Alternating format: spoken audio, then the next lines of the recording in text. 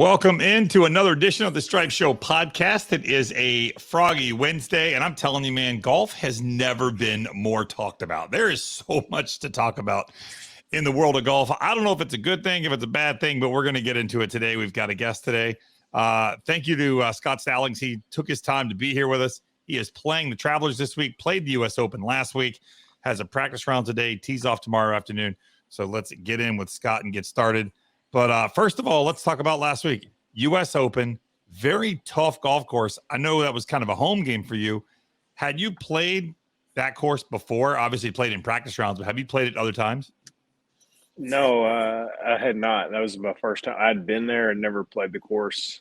But just kind of with the progression of the major championship schedule coming up, and that may be my only opportunity to play a major in and around where I was born, about 45 minutes down the road, and a ton of family in the area. And, the city of Boston is very near and dear to my heart.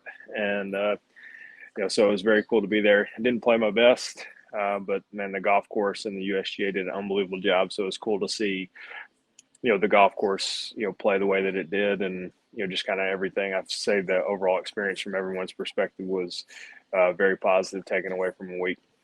Yeah, it was good. I mean, that rough looked ridiculous, especially around the greens. I mean, you got your ball rolled an inch off the green, and it looked like it just disappeared.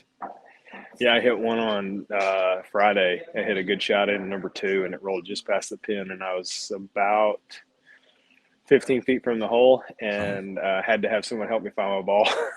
Are you serious? Yeah, just because where the grass kind of lays over the fringe. Right. Like, it was wild. That's crazy. I mean, it looked like it. You know what? But that's what a U.S. Open setup is. And I mean, Matt Fitzpatrick played great. When you watch that cross-handed chipping motion, does it give you the idea of, hey, have you ever tried that cross-handed chipping motion he does? It looks so strange, but it works for him.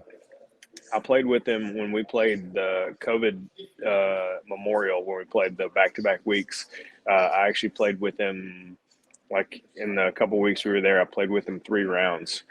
And I watched him hit a shot on the 8th hole, the par 3 at Muirfield. And that was the first time I'd ever watched and paid attention to the cross-handed. And I was like, next thing we played 8 and then we played 9 and we go to the chipping green. I'm over there trying to figure out how he's doing it. And I mean, you want to talk about feeling bad about your chipping, go try that. Right. But I played with him again this year at Phoenix. And he just explained that, kind of growing up in Europe and England, everything's kind of low. And then he comes over and plays college golf in America and everything has to go up in the air. So, it just kind of helps the hinge and, keeps the loft on the face. And, obviously he's perfected it. Definitely would. There's probably a lot of easier ways to do it, but that was he just taught himself how to do it. And his, college golf coach, Pat Goss, incredible short game coach in his own right. So I'm sure they had some unique conversations as far as how to get the ball in the air. And, now he's a major champion. I mean, it really is amazing what he did at the U.S. Open. Played great, was there all week long, and really just hung around. And then at the end, just kind of pulled ahead. The bunker shot he hit on 18, as he said, was probably the greatest shot he's ever hit in his life. I don't doubt that. There was so much room for error and so much for it to come up short, plug in the bunker, whatever it was. But that really was truly amazing to be able to stand on that shot at that point in a major championship on the 72nd hole and pull that off. So it's a good for him. But he's also added a lot of distance, and his biomechanist was on the podcast on Monday with Travis and explained how he's added a lot of speed to his game. And he hasn't really done it through bulking up. He's done it through gaining club head speed and learning there are certain things that you need to do with the body to gain club head speed and then still hit it straight. So he's changed his game. Have you noticed the distance gains when playing with him, considering you played with him 2 separate times? Yeah, and just I think everyone is doing something, to try to be, whether it's in the gym, whether it's, through, he uses the stack system, whether it's, there's a lot of different ways to go out there and incorporate, ways to kind of train speed and different things like that. So, I mean, the way that guys play, the way that guys, go about getting on the golf course. I mean, I think that there wasn't the data to support it. And granted, it was a match play, so it was a lot different style of golf. But like the 17th hole at the country club, I think that if you would have played the U.S. Open there 15 years ago, you would have seen a lot more guys hit it out to the right of those bunkers where predominantly almost everyone in the field hit driver. Right. And, get it way closer to the green, get it up there where, that bunker carry was, I think, to the fairway at the longest spot was maybe 295, something like that. Where back in the day, that was sort of something that only the long guys had. Now, I mean, that's pretty average. So I just think this is the style of golf to be played and be able to kind of, even in the rough from 50, 60 yards, to the guy that's in the fairway from, 130, 140. I mean, that 50, 60-yard guy is just going to beat him all day. And I think that's Yeah. just kind of the way that you start doing analytics and understanding that, just the way that we play tee to green is totally different. I mean, this is my 12th season on tour, and I play courses totally different now than I did when I first got out here. In what way? What do you mean by that? I just think that the way that the FedEx Cup is set up and the way that the points are going, and I mean, it's the opportunity to get hot and put yourself up there towards the top of the leaderboard is rewarded. So in order to do that, you have to give yourself more opportunities to.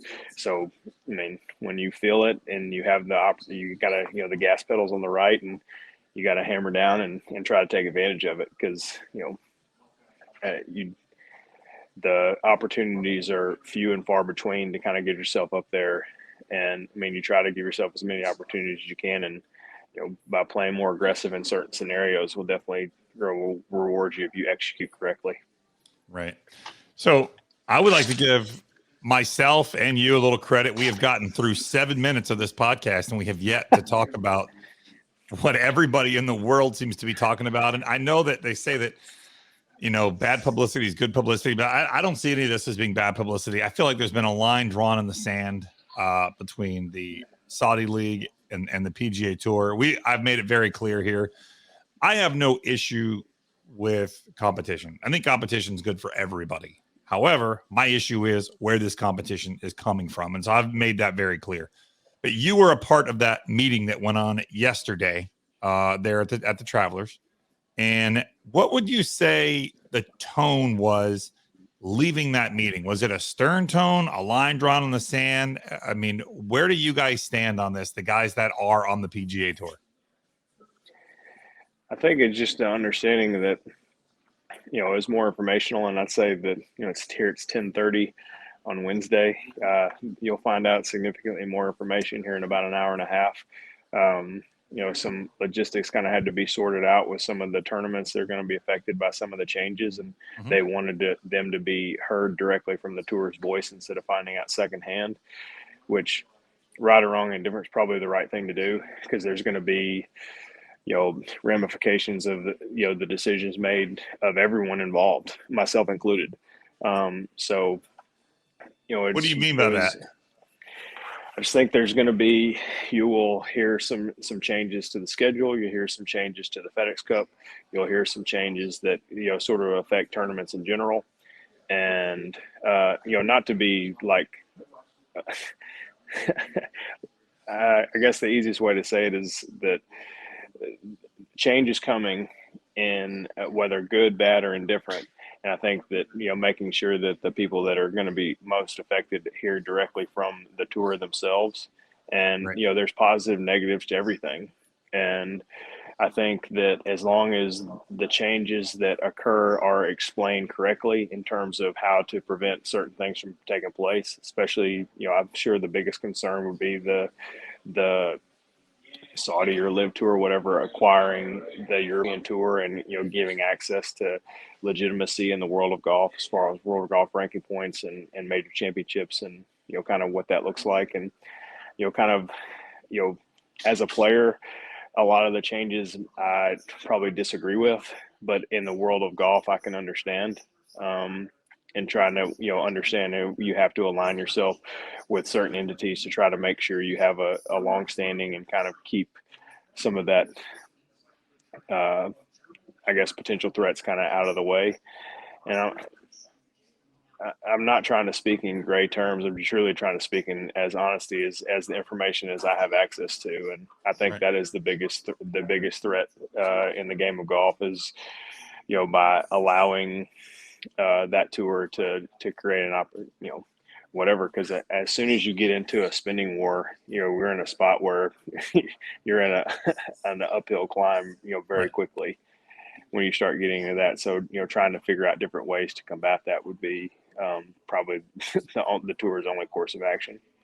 Yeah, I mean, some players have spoken out extremely, have really kind of drawn the line in the sand. Rory McIlroy, Justin Thomas. I know yesterday, Colin Morikawa, it was a big rumor he was headed over yesterday, and he's like, let me tell you right now, that is not the case. I'm not going anywhere. Have you noticed now the more this goes on? Because it seems like when this started, that it was just like a pipe dream, like, hey, this is going to happen, and then it wasn't going to happen, and then there was no way anybody was going, and then the Phil stuff happened, and it's really kind of been a roller coaster ride. Well, now they've had a first event, and they do have, I mean, like it or not, they do have some viable names that have gone over and they've played. And now they've added Bryson, they've added Reed. This week they've added Brooks and Abraham Answer. So they are adding some decent names. Do you feel like when you were at the US Open, there was some rumors of a line drawn in the sand of guys who were like, hey, you can go over there and play, but like friendships have ended over this stuff. Have you noticed that there is a little tension between players who have gone and players who are staying? Yeah, definitely. But I mean, I think that everyone that was in that meeting yesterday, I think it was made abundantly clear that there's a number for everyone, and anyone that says that is lying. Um, we were even giving Jay a hard time. I was like, man, Jay, there's probably a number for you. And just as an understanding of that, if it comes truly down to financial, guys aren't leaving the tour because of the schedule. Guys aren't leaving the tour because of the FedEx Cup. Guys are leaving because they're being paid a lot, and they're having an opportunity to play a lesser schedule for a more of a guarantee. And if that's the decision they made, then that's up to them. Like, I'm not going to sit here and bash anyone for making a decision they felt like was better than them, but given that, like, the PGA Tour is where you want to be, as far as just the overall collective, as far as what we have here. And if a guy wants to choose to go play somewhere else, I mean, that's their decision. And I've made all sorts of decisions in my life that I didn't make off of what everyone else thought of me, so I'm sure those guys did the same thing. But there's definitely some tense moments in certain areas, based off who you end up playing your practice rounds with, or who you associate with, or so on and so forth. But I think that in certain scenarios that it'd be very interesting to see kind of how it plays out the next little bit, especially with perspective, more guys to come out and say that they're going, and definitely Yeah. bring some eyes and attention to the game. I mean, now, so this week alone, Brooks yesterday, I believe, said that he's going over there, has withdrawn from the Travelers where you are now. Abraham Answer is another one who's going. Do you believe we will see more players join, kind of like we've seen this trickle effect as it goes on? Or do you think we've seen the majority of the guys that are going to go? I have no idea, man. Your guess is as good as mine. I've seen guys that I never thought in my life would head over. I've seen guys that have said forever they were going and chose not to. And I think it's just a wild world in terms of, like, I mean, you're truly talking about monopoly money. Yeah. And stuff that, as a player, like, we always give the NBA guys and baseball guys a hard time, but you truly start talking about contracts of that size, and you're like, man, what would that be like to even have an opportunity, Right. to do something like that? And I think until you're actually presented with it, like, I have not been presented with anything of that. So I'm not going to be one to sit here and say, oh, that wouldn't be me or not. I just simply haven't had a conversation that even began with anything like that. So I don't know. I would assume that there would be more guys. To say that I know for certain would be a lie. But I would guess that there would be more to come, just with how aggressive that has been made known that they're trying to acquire more players. So you have not been contacted directly by the Saudi League? No, no, I have had one conversation just with the simple fact of I wanted to know what in the world was going on directly from the source. But other than that, it was been very vague. There was no play this or do that or nothing to that extent. I had reached out at the very beginning just because instead of all this, ambiguous like stuff. I was like, I want to actually ask the people that are running the event what was actually going on, just out of pure curiosity more than anything. Are you interested in going over there, Scott? Is that something you would be interested in doing? I'd be interested in the conversation, but at the end of the day, like I'm a PGA Tour player. This is where I want to be. This is what gave me the opportunity to, to live my dream out here. And, at this point in my life, like less drama and Right. being involved in in stuff where, at, I don't know. I just think Right. that sounds like more of a headache than it's worth. But to be honest, like, I'd say there's a lot of other people they're looking to acquire before they get to my name. You mentioned that there were some surprises, both people who have gone and people who have stayed. I would like to know in Europe, I think there's 20 now because we were at 17 and now we've added Bryson, we've added Reed, we've added Brooks, we've added Answer. So maybe that's 21. I'm sure there's probably more that I've forgotten. Who is the biggest surprise to you so far who has gone? And I ask that because I have somebody who is the biggest surprise to me so far. I would definitely say Pat. Just because Reed or Perez? Perez. Perez. Just all the other ones sort of fall in line, and that was their decision, man. Like, we all make decisions on what we feel like is best for us on and off the course, and I'm not going to be one to sit here and judge, whatever they do. But for Pat to be so aggressive in his choice of tone in regards with when he spoke with Colton Drew, and just his just some very strong words Right. in terms of his idea of Phil and this and that, and just to basically completely do a 180. I mean, it just goes to show if it can happen to him, it can truly happen to any one of us. So I mean, I don't know if you necessarily everything you take with someone, myself included, you take with a grain of salt and understand that you throw a check in front of them and everything changes. But that was to go on their podcast and to speak as aggressively and as pro tour as you possibly can, and Right. literally in a complete 180, just like, I'm out. Everybody's got a number, like you said earlier. Yeah. Everybody's got a number. And the crazy thing is the number that was reported is nowhere close to the number that he said on the podcast. So, but again, I mean, the misinformation out there, like, and the unfortunate side, the beautiful thing about social media and the negative is just, you always kind of have to look at it through sort of a, is that true? Is it not true? So basically, like yesterday, they were taking out the fact that the tour was pumping out 8 new events with no cuts and huge person, this and that. So they basically took 3 talking points that were correct and combined them into one thing and made it seem like this new thing was happening, which was directly what the LIV Tour is doing, and which is not true. I mean, they're increasing purses of existing events, looking to add a little bit more unique playing opportunities for guys in the fall. And I mean, that's truly what was given.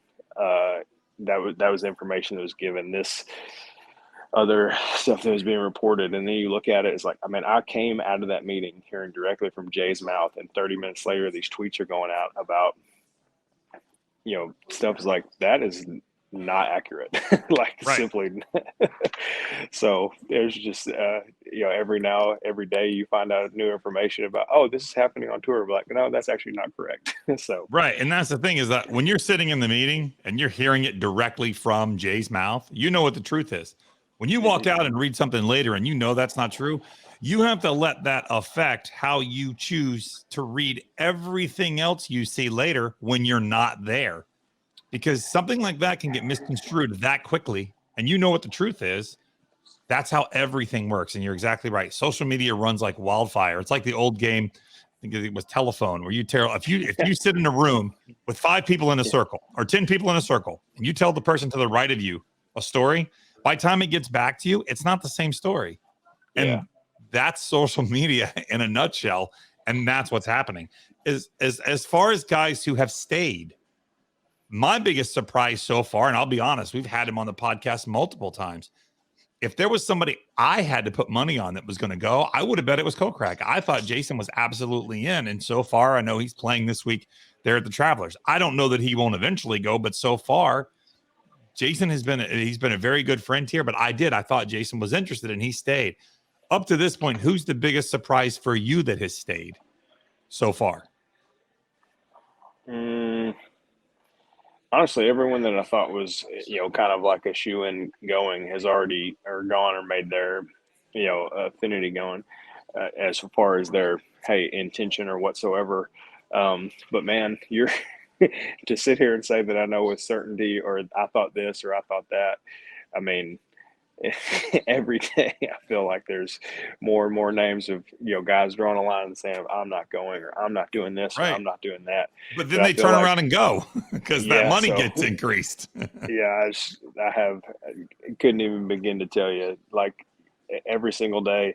I purposely stayed off of social media all day yesterday just because I wanted to get my work done. I wanted to practice. I wanted to kind of put my head down and uh, I was sitting with my wife. We put our kids down, and I pulled up Twitter. I was like, all right, I'm about to go through here and literally just know with any attention and just scroll through and just see how many things in a row I can say are not true. And literally the first 10 tweets, like there was completely inaccurate statements and all. And I'm not a guy, I'm not like a Twitter basher, or I Right. understand the guys are only trying to get the information they have access to. But I actually sent one response is like, man, I don't know where you got this, but this is 100% inaccurate. Like there's bits and pieces that are true, but the way that you've construed them all together, they're all happening like simultaneously is just not in effect. And hopefully there'll be more clarity going out into the golf world as far as the tour's responses today. Now, Scott, do you agree? I mean, this is obviously, let's be honest. I'm absolutely pro PGA Tour 100%. And this is obviously Myself included. this is a product. What we've seen yesterday and what you said is being announced. By the time we load this, it will probably have already been announced. But where we are now, being announced later today, is obviously a reaction to what is going on from the Saudi League. I don't think any of this happens maybe as fast. I think it may have happened eventually, but not as fast as it's happened because of what's going on. As a player and the other players that you're around, are you guys a fan of the changes that are coming? For the fact of from the player's perspective, I would say that there's concern because it seems very reactionary because we just found out, to understand that they've been working on some of these proposed changes, for a couple of years now. And I mean, the FedEx Cup and the way that you retain your card and the product that look is constantly being tweaked. It seems very reactionary from a player perspective. Just like, why are we making a change like this based off of guys leaving? It's like guys aren't, just like I said at the beginning, guys are not leaving because of the schedule. Guys are not leaving because of FedEx. Guys are leaving for checks. And I think that's a simple fact. So, but when you look on the all grand scheme of things, as far as how some of the changes will put the tour in a spot to where they can more align themselves, with better partners for the long term and sort of, create a way in which that, I guess the two largest tours, the European Tour and the PGA Tour, where they can kind of push together in the right and kind of more or less, how they choose to use it, they battle together.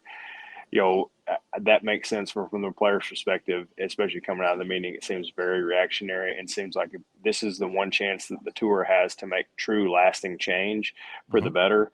And from the player perspective, it's probably going to take a little bit more of understanding, and hopefully the tour communicates exactly why they're doing it instead of, oh, we're just changing it to, the threat of the LIV Tour, instead of, hey, this is what we're doing it for the long term. So hopefully that will be explained to the extent that it should, instead of, hey, because it just seems like this is a LIV response instead of an actual lasting, tour response. Right. That makes 100% sense. Now, the RNA has announced this morning that they are going to allow LIV players to play in the Open this year. But now the LIV has said, I believe Greg Norman said they were going to apply to receive world ranking points. Now, if they don't receive world ranking points moving forward, how would these players be able to get, obviously a defending champion would be able to get in, whether it's the Masters, you get a lifetime, and others you get a certain number of years. But if you're not a defending champ of a major, how do these guys plan on playing the majors? I feel like the cart got before the horse in this case, where we don't have world ranking points, but we're going over there hoping that we're going to have them down the road. Yeah, I think, when when Greg was on Drew and Colt's podcast, he said they're going to have world ranking points and they don't. But just as far as the bylaws and understanding of how that's working, like you have to wait a year to get them. You have to be a 72 hole event. You have to be, which they're not. all They're the 54 hole events. yeah, and no cut. Right. So just understanding like how that all works is very interesting to see how that looks. But I think the understanding of the investment that they made into the Asian tour, I think that would be sort of a fallback if they were not allowed. I think that's assuming that they're not allowed, and I think everyone in the golf world's kind of looking at them like, man, like good luck. Right. So I mean, it would have to come. It would, as much as the world golf ranking is getting ready to completely change in August when they're going to use that plus system that's about to take into place, which kind of, changes the strength of field and, kind of how points are allocated. You talk about something that would completely, just set fire to if that was allowed. I think every tour, no matter whether the PGA Tour or anything, would be up in arms as far as if that was taking place, because that would, all the work that's been done to get to the spot where they were changing in August, coming up here in a couple months. I think that it'd be very hard to imagine that would be allowed, especially considering they've only played one event to this date. Right, and it's not a 72 hole event. They're all 54 hole events. Mm-hmm. But another concern I had, it's not really concern, maybe that's the wrong word to use, is let's say somebody like Andy Ogletree, for example, he finished last in the last event. Okay, so they had 48 players, he finished last. When they add new players, where does the guy that now if he's in the bottom 48, he's now 49, you don't get in, where does he go play? He can't. I don't know that he was ever on a PGA Tour member to begin with, but he can't come back. Is that a concern for somebody like Pat Perez, for example? If more guys go, he's bumped out of the top 48. Where does he go play? Well, I mean, he's got a retainer check that I'm sure would help him for a little bit. But that was the same. That was a question that was brought up yesterday. If a person's never had status on tour, are they banned? And the answer was no, but they would have to start from the beginning. He'd have to go to Q school. He'd have to start over and, kind of, completely sort of where a guy like a Pat that's, been, 20 plus years on tour, would Right. be in a situation of where who knows where that stands. And I'm sure there's court cases that are, about to take place and, get a chance to, I cannot sit here and answer those questions. I truly don't know, but I would, the question that we have as players is if you sign a contract and then someone else comes along with a bigger name, like, do you have a buyout? Do you have this? And I mean, you're dealing with a very volatile, climate in terms of partnership and whatever. And there's so much unknown. Like, I mean, just are you simply just out, or like, how does that work? And, Right. Those are questions and answers that I just don't have.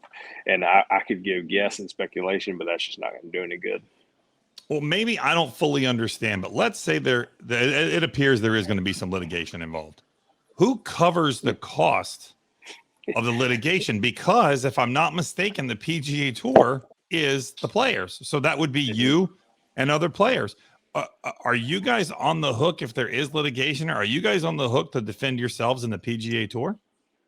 I would assume that would come out of, some type of operating budget. That was brought up yesterday. Like, I don't think they're taking a collection plate amongst the players to fill the need of the Right. attorneys, but they had one of the attorneys come and just answer a couple questions, just as far as, there's been no action brought. There's been no claims made against the tour or for or against. And just, right now it's all hypotheticals, and just kind of preparing for them. But, obviously the tour would cover the cost of what that would be.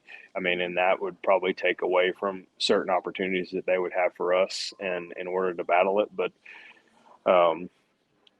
those are all things that taken into consideration, because I could imagine that would not be a cheap bill to pay. No, and that's the thing is that the tour has drawn a line in the sand, and I respect Jay and the players for standing on that line and saying, hey, this is what we said we're going to do, because I think it would look weak at this point to then back off and say, okay, we're going to let these guys come back. They've made up their mind, whether it's through Jay and the pack, but the decision's been made. And so I respect the fact that the tour and the players are standing pat on what they want to do.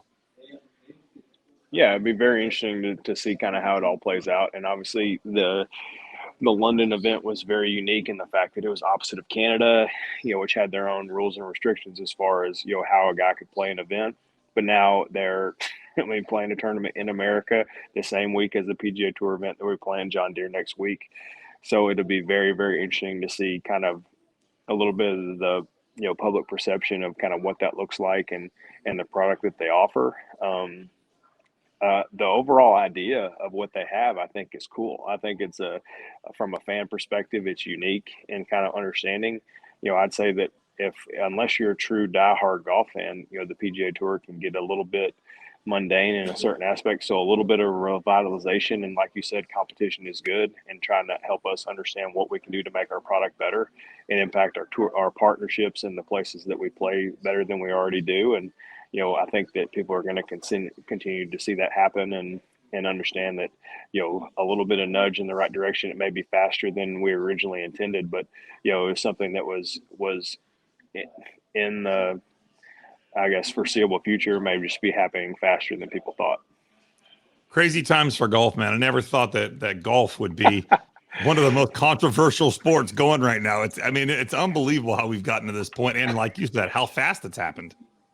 Yeah, I've got friends in multiple sports all across, and my texts are like, "Man, y'all are wild."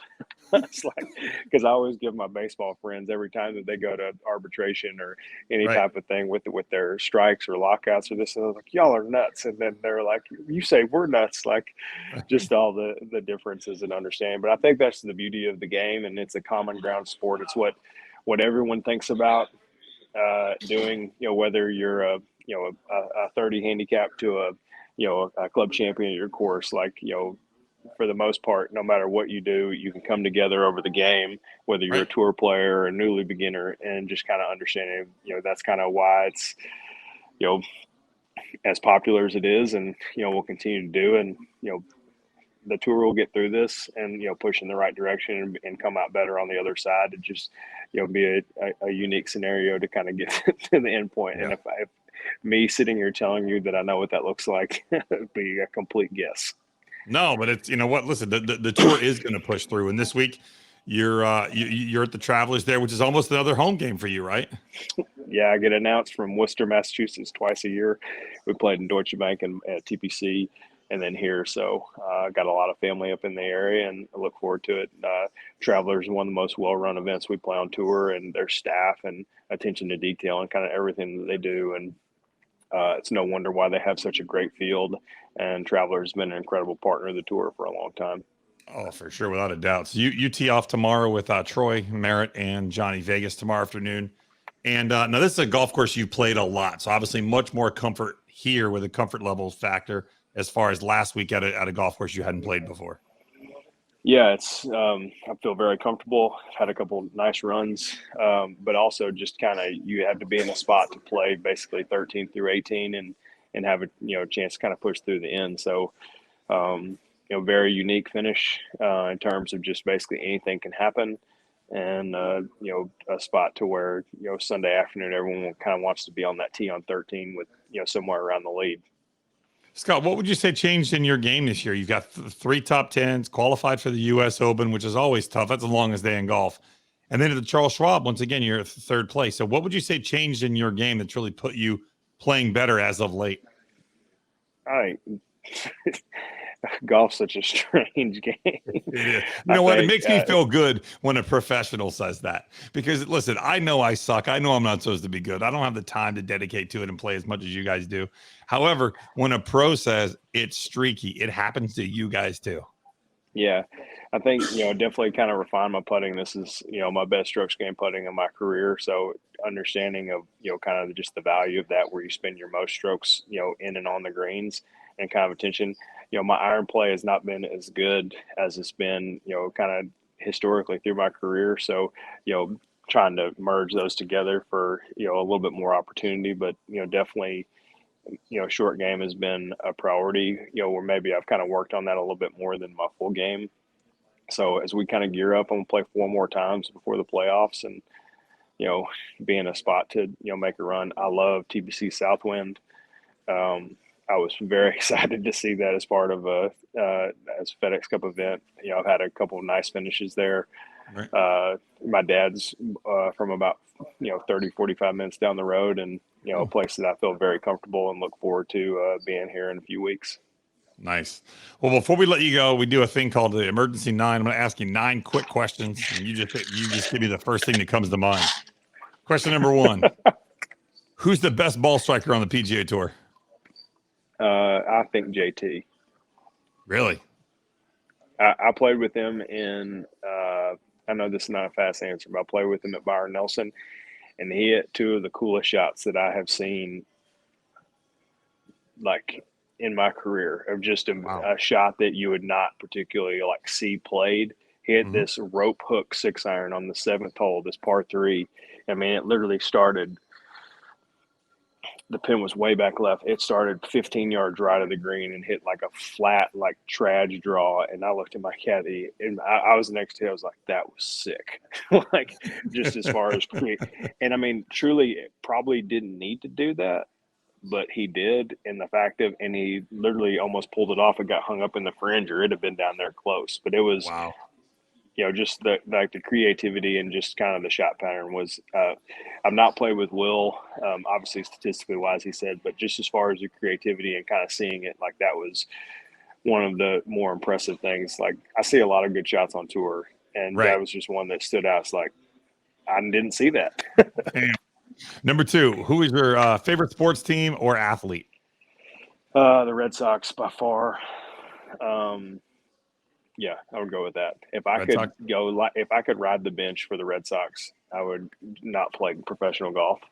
And they let me play when they were losing by 20 or winning by 20. So I get to play like 10 games a year. Dude, I would absolutely love that. What's your go? I know you eat healthy, but I know you listen, man, I know you love to smoke some meat. So what's your favorite go-to food on the road? Definitely barbecue. I would prefer to cook my own steak. And now if a place has a wood-fired grill, like over some charcoal and some cast iron grates, like that's kind of speaking to me. Speaking your language. Most famous phone number in your phone?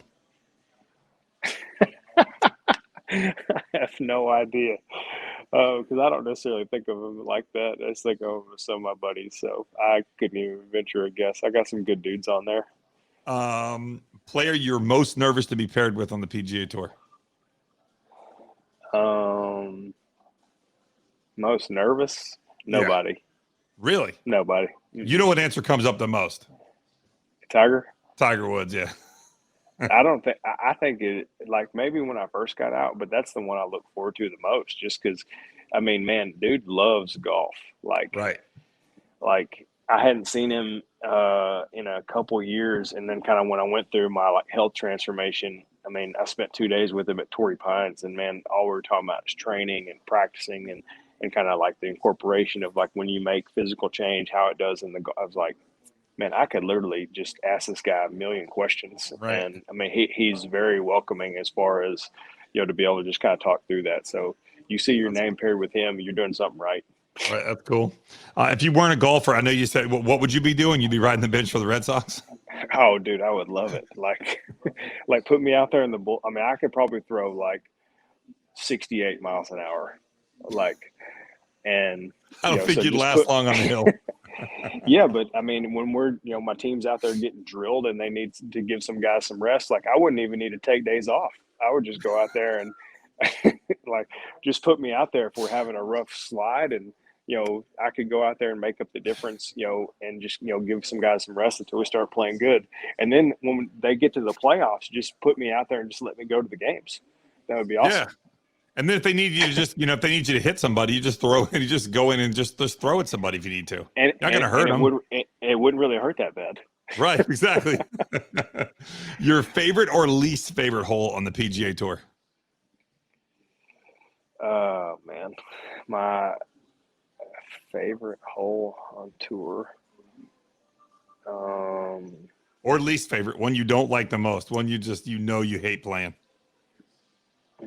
My least favorite hole on tour is 16 at Mayakoba, by far, and maybe 17.